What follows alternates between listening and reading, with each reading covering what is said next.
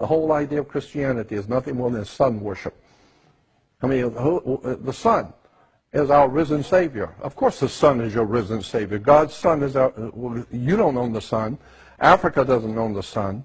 So who owns the sun? Well, obviously God owns the sun. Well, then it's God's sun.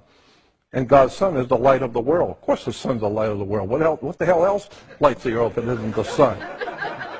So God's sun lights the world. He's the light of the world. He's our risen Savior. Of course it's your risen Savior. If it doesn't rise, you're dead in 6 weeks. So wait till it don't come up. And you'll see it is your Savior. And the sun, the Egyptians said the sun gives off energy. And energy is light. That's why you have the life of a battery. When the battery goes dead, no energy. So the Egyptians said the sun is pure energy. And it's giving its energy so that we might live. So God's sun is giving his life that you might live. Of course the sun's giving its life. It's giving its energy so that you can grow and the plants can grow. And once you begin to understand religion, where it comes from, the whole story of Jesus is nothing more than a metaphor. There was no Jesus, there was no Abraham, no Isaac, no Jacob. There was no Moses, no King Solomon. None of those people in the Bible ever lived. These are metaphors for something far deeper that the ancient writers were trying to tell you in a metaphor. There's a symbolic story. And if you don't get the symbolism, you will go for your whole life in trouble because you didn't know how to read the symbols. You don't know what's really going on behind the scenes. And that's what most people don't know anything about, how this world really, in fact, works. But once you figure out how the courts work, education works, education is nothing more than a 12-step program. Let me give you an example. In the ancient Egyptian religion, one of the many different religions in Egypt, the ancient Egyptian religion of Horus. Horus was the sun in its rising. He was a god, God the sun. And Horus was spelled H-O-R-U-S. And Horus walked across the sky in 12 steps. It was a 12-step program. That's why alcoholics have a 12-step program. You have a 12-step program. You go to first grade to the 12. It's a 12-step program.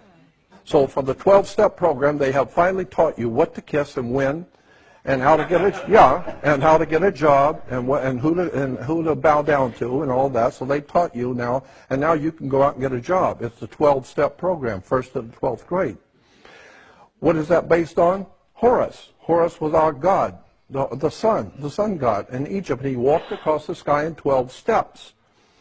Horus is the first step. Horus is the second step. Horus is the third step. When he got in the Horus of the sixth step, he was directly overhead. He was then called Horus, the Most High God, because you don't get any higher than noon. So it's called high noon, because he's the Most High. Why? Well, because after 1 o'clock, the sucker's going down. So he was the Most High at 12 noon. And so Horus walks across his 12 steps. So we say the same thing today. Same thing. We have 12 Horuses. But instead of H-O-R-U-S, we make it H-O-U-R-S. Becomes hours, changing the U and the R.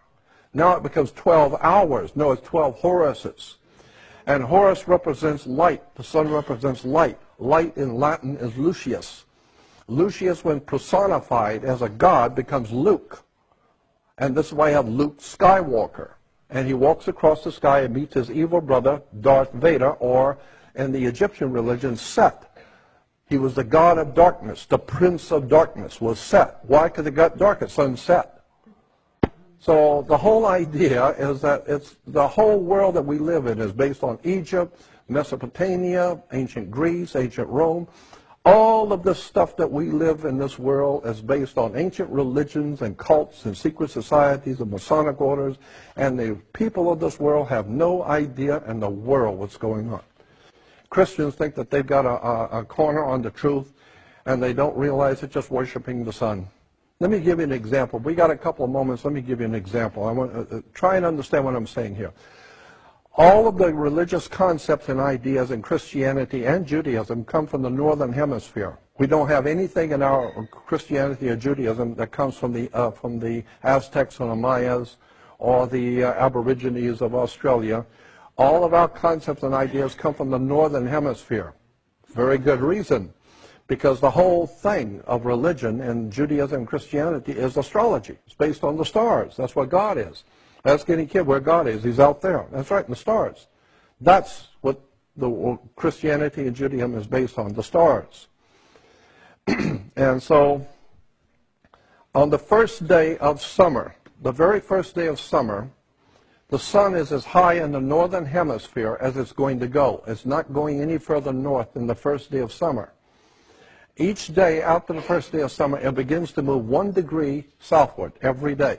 It's so slight you'll never notice it. But 90 degrees later, or 90 days later, which is 3 months later, it's halfway down. So when he was high in the northern hemisphere, he started summer. And summer begins in the constellation of Leo. He was the Lion King. Like Disney's Lion King, the Lion King is the sun in the constellation of Leo that begins summer. The Lion King. The Lion of the tribe of Judah. It's Leo, the constellation of Leo in summer.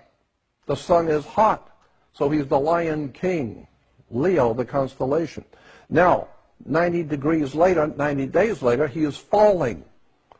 So now it's called fall. Yeah, because he was really hot. Now he's falling.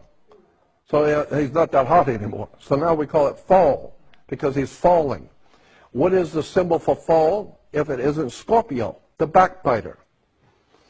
And this is why in the old ancient world, when a scorpion bites you, they have 2 stingers, one on top of the other, and when they hit you, it looks like 2 lips. And then so the ancient people said, you just got the kiss of death. He just kissed you off. Because you just got bit by a scorpion, and that's the kiss of death. That's why the mafia gives you a kiss of death. That's where it comes from. So Scorpio is the backbiter. He's the one that goes behind your back and rats on you, and he's the backbiter and causes you to die. And that's what Judas was, the backbiter, Scorpio. Because Scorpio begins fall. So Jesus, who was the Son of God, the God's Son, the light of the world, he was the Lion King in summer, but now he is falling.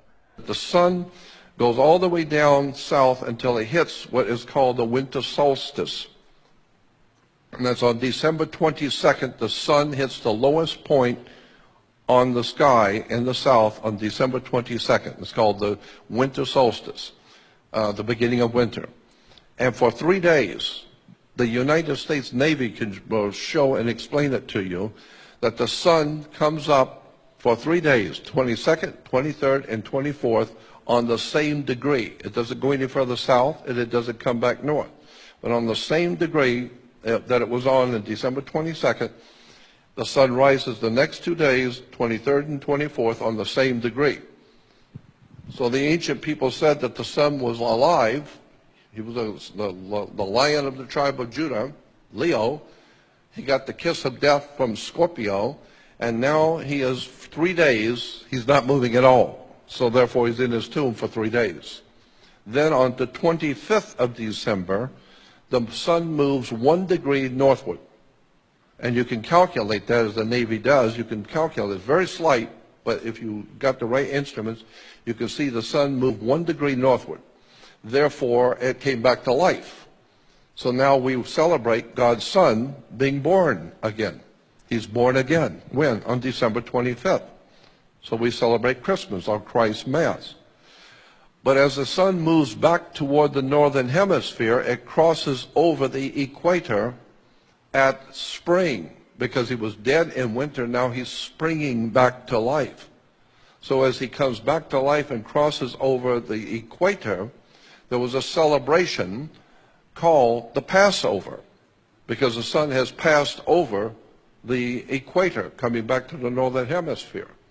And so today we even say when someone dies, we say grandmother passed last night, grandfather passed away, or they passed on. But always past was associated with death.